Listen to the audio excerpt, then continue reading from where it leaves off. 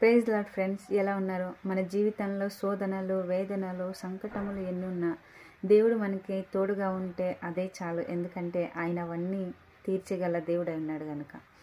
శోధనలు ఎన్నియో, వేదనలు ఎన్నియో నన్ను కృంగదీయు, సంకటములెన్నియో నీ ప్రేమ వర్షం నా స్థితిని మార్చెగా. నీ ప్రేమ వర్షం నా స్థితిని మార్చెగా. నా జీవితాంతము